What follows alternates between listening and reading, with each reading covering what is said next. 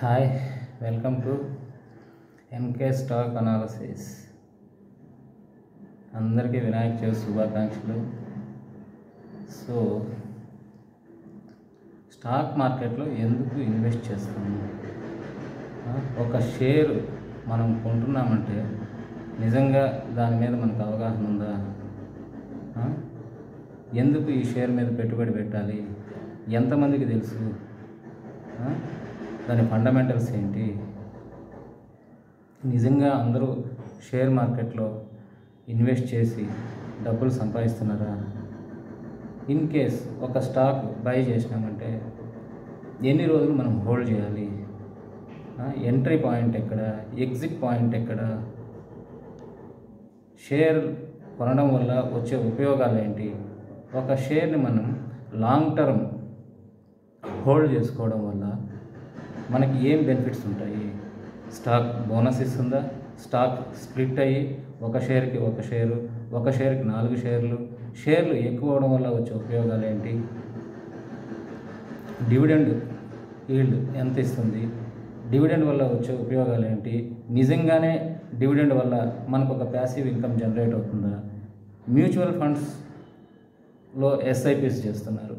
ఎస్ఐపిలు ఎందుకు చేస్తున్నారు? ఏంటి నిజంగానే ఇంట్లో ఎస్ఐపిల్లో నెల వచ్చేసరికి ఇంత మనీ పంప్ అవుతుందా? ఈ 10 years డికేడ్ ఎలా ఉండబోతుంది?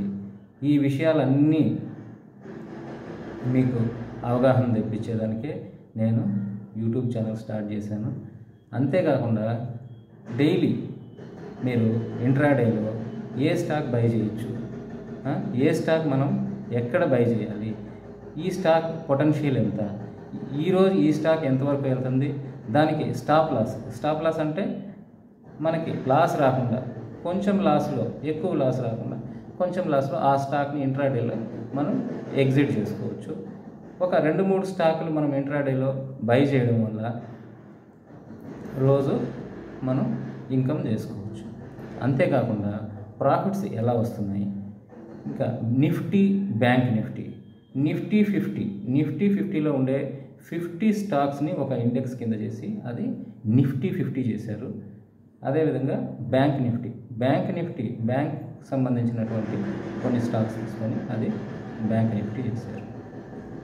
సో నిఫ్టీ 50, బ్యాంక్ నిఫ్టీ ఇండెక్స్లో మనకి ఎంతవరకు ప్రాఫిట్స్ వస్తాయి? రోజు ఇంట్రాడే చేయొచ్చా? ఎఫ్&ఓస్ అందరూ ఎందుకు వద్దంటున్నారు? ఎఫ్&ఓస్లో నిజంగానే మనకి నష్టాలు వస్తాయా?